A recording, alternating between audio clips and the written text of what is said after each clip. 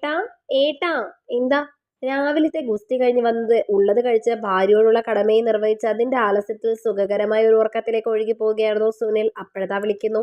ഇരച്ചു കയറിയ ദേഷ്യം അപ്പാടെ ഉൾക്കൊള്ളിച്ച് ഉച്ചത്തിൽ ചോദിച്ചു, എന്താടി? അല്ലേലും ഇവൾ ഇങ്ങനെയാ. എന്റെ സ്നേഹപ്രകടനം കഴിയുമ്പോൾ അവൾക്ക് സംസാരിക്കാനുള്ള മൂടാ. തനിക്കാണെങ്കിൽ ഉറങ്ങാനും. പണ്ട് പുതുമോടിയിൽ താൻ പറയടാ എന്നൊക്കെ പറഞ്ഞ് അവളെ പ്രോത്സാഹിപ്പിച്ചിട്ടുണ്ട്. പക്ഷെ എന്ന് വെച്ച് ഈ 5 കൊല്ലവും അതുപോലെ നടക്കൂ? എന്റെ എന്താടിയുടെ കടുപ്പം കൊണ്ടാവണം ശ്യാമ അവൾ മിണ്ടാതെ കിടക്കുകയാണ്. ഇപ്പൊ ഇത്തിരി പാവമൊക്കെ തോന്നി. ഞാൻ വന്നാൽ എനിക്ക് ചായ എന്തേലും ഒക്കെ ഉണ്ടാകും. മത്സ്യം ഞാൻ അധിക ദിവസവും കൊണ്ടുവരും. അത് വൃത്തിയാക്കി കറി വെച്ച് വറുത്ത് ചോറുണ്ട് പാത്രം കഴുകി എന്റെ മൽപ്പിടുത്തവും കഴിഞ്ഞ് കിടക്കുമ്പോഴല്ലാതെ അവളെപ്പോഴാ എന്നോട് സംസാരിക്കുക? രാവിലത്തെ തത്രപ്പാടുകൾ വേറെ. എന്താ പറ, എന്തിനാ നീ വിളിച്ചത്? അതേട്ടാ, ഏട്ടന് പ്രിയയെ അറിയില്ലേ? ഈ നട്ടപ്പാതിരിക്ക് ഏത് പ്രിയയാണ് എൻ്റെ ശ്യാമേ? ഹാ, എൻ്റെ കൂടെ പഠിച്ച പ്രിയ. മാണിയം തൊടിയിൽ കല്യാണം കഴിച്ചു കൊണ്ടുവന്ന. ഓ പ്രിയ, അതിന്? അതെ, അവൾക്ക് എന്താ വയ്യാത്രേ, ബ്ലഡ് ക്യാൻസർ ആണെന്ന്. ഞാൻ നാളെ അവിടെ വരെ ഒന്ന് പോയി അവളെ കാണൂട്ടോ. നീ പോണത് കൊണ്ട് എനിക്കൊരു വിരോധമില്ല. പക്ഷെ ശ്യാമേ, ഇത്തരക്കാരുടെ മനോനില അനുസരിച്ച് വേണം പെരുമാറാൻ. ചിലർക്ക് ആരെയും കാണുന്നത് ഇഷ്ടാവില്ല. പക്ഷെ നമ്മൾ പറയാൻ പറ്റാത്തതുകൊണ്ട് ഉള്ളിൽ ഒതുക്കും. നമ്മൾ വേണം കണ്ടറിഞ്ഞ് പെരുമാറാൻ. തന്നെയുമല്ല, ഒരുപാട് പേര് കാണാൻ ചെല്ലുന്നത് നന്നല്ല.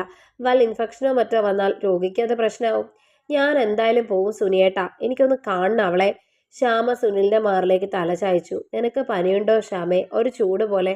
ഏട്ടന് വെറുതെ തോന്നണതാവും. ഇന്നലെയും പറയണത് കേട്ടല്ലോ ഇങ്ങനെ. ഹാ, നീ മിണ്ടാതെ കിടന്നേ. എനിക്ക് നാളെ ഓഫീസിൽ പോകാനുള്ളതാ. നിനക്ക് ഈ ഉറക്കമൊക്കെ ഉച്ചയ്ക്ക് കിടന്ന് ഉറങ്ങാം. ബെല്ലടിച്ചപ്പോൾ ആദ്യം കഥക് തുറന്നത് പ്രിയയുടെ അമ്മായിയമ്മയാണ്. പ്രിയ അകത്തുണ്ട്. പ്രിയയെ കണ്ടപ്പോൾ ശ്യാമയ്ക്ക് സ്വയം നിയന്ത്രിക്കാൻ കഴിഞ്ഞില്ല. അവൾ കൈകൾ കൊണ്ട് കണ്ണുപൊത്തി കരഞ്ഞു. ഇടതൂർന്ന് പിന്നിട്ടിരുന്ന മുടി മുഴുവൻ പോയിട്ടുണ്ടാവണം. ഒരു സ്കാർഫ് തലയിൽ കെട്ടിവെച്ചിട്ടുണ്ട്. കാഴ്ചകളും സ്വപ്നങ്ങളും നിറദീപം പോലെ തിളക്കിയ കണ്ണുകൾക്ക് ചുറ്റും കറുത്ത വലയങ്ങൾ തിങ്ങിക്കൂടിയിരിക്കുന്നു. വരണ്ട ചുണ്ടുകളും ദേഹമാകെ ഒരുതരം ഇരുണ്ട കളറും. പൊന്നിൻ നിറമുണ്ടായിരുന്ന കുട്ടിയ കണ്ടിട്ട് സഹിക്കാനാവുന്നില്ല. ശ്യാമേ, എത്ര നാളായി കണ്ടിട്ട്? വാ, ഇരിക്കെ. പ്രിയയുടെ ശബ്ദം പോലും മാറിയിരിക്കുന്നു. ഒരുതരം കുഴഞ്ഞ ശബ്ദം പോലെ, ഒരുതരം തളർച്ച. ശ്യാമയ്ക്ക് അവളുടെ മുന്നിൽ കരയേണ്ടതായിരുന്നു എന്ന് തോന്നി. അവളെ കണ്ടപ്പോൾ പൊട്ടിപ്പോയതാണ്. വേഗം അടുത്ത് ചെന്നിരുന്നു. പ്രിയ ഇപ്പൊ എങ്ങനെയുണ്ട്?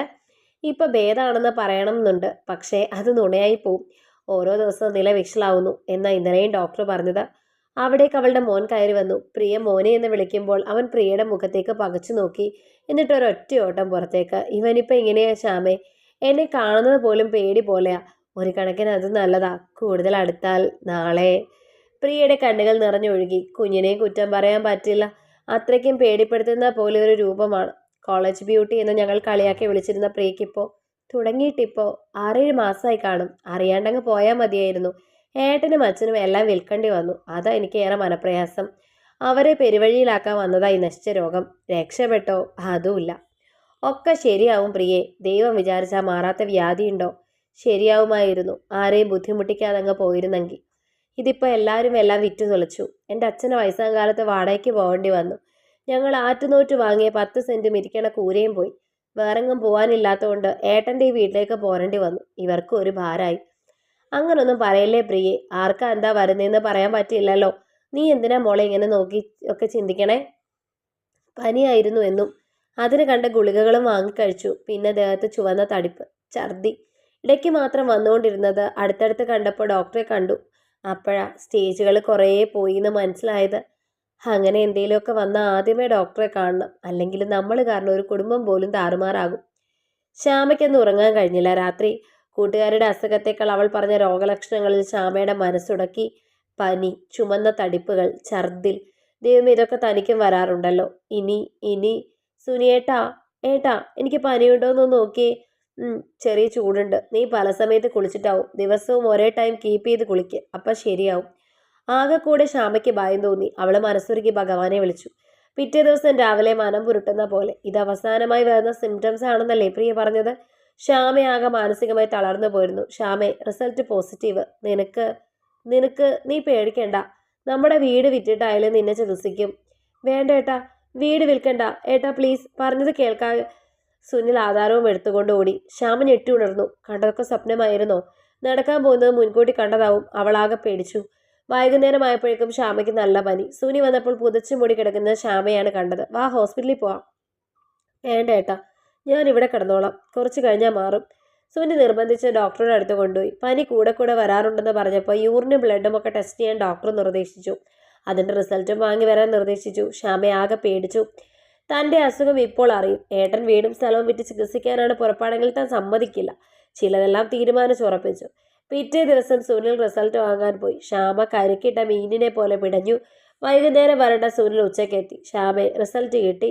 പിന്നെ എനിക്കവിടെ ഇരിക്കാൻ തോന്നിയില്ല. ഫോണിൽ പറയാതെ നേരിട്ട് പറയാൻ വേണ്ടിയാണ് ഞാൻ. ശ്യാമ പൊട്ടിക്കരഞ്ഞ് സുനിലിൻ്റെ നെഞ്ചിലേക്ക് ചാഞ്ഞു. ഏട്ടാ, എന്നെ എൻ്റെ വീട്ടിൽ കൊണ്ടാക്ക്. എന്നിട്ട് ഏട്ടൻ വേറെ കല്യാണം കഴിക്ക്. നീ എന്തൊക്കെയാടി പറയുന്നത്? എടി, നമ്മൾ അച്ഛനും അമ്മയാവാൻ പോവാന്ന്. നീ പ്രഗ്നൻ്റ് ആണെന്ന്. എന്താ? വിശ്വസിക്കാൻ കഴിയാതെ ശ്യാമ നിന്നു. ഊതി വീർപ്പിച്ച് മണ്ടത്തരമാണെന്ന് അറിഞ്ഞപ്പോൾ അവൾ വല്ലാണ്ടായി. നീ എന്താ എന്നോട് വേറെ കല്യാണം കഴിക്കാനൊക്കെ പറഞ്ഞത്? ശ്യാമ നാണിച്ചെല്ലാം പറഞ്ഞു. കേട്ട് കഴിഞ്ഞപ്പോൾ ഒരു നിമിഷം സുനിൽ അന്തം വിട്ടിരുന്നു. പിന്നെ തൻ്റെ ഭാര്യയുടെ രോഗം കണ്ടുപിടിക്കാനുള്ള പ്രത്യേക കഴിവിനെ ഓർത്ത് പൊട്ടി ചിരിച്ചു. ശ്യാമയും ആ ചിരിയുടെ ഭാഗമായി. കഥ നിങ്ങൾക്കിഷ്ടമായെങ്കിൽ ലൈക്ക് ചെയ്യൂ. നിങ്ങളുടെ അഭിപ്രായങ്ങൾ കമൻ്റായി രേഖപ്പെടുത്തൂ. കൂടുതൽ കഥകൾ കേൾക്കാൻ ഈ ചാനൽ സബ്സ്ക്രൈബ്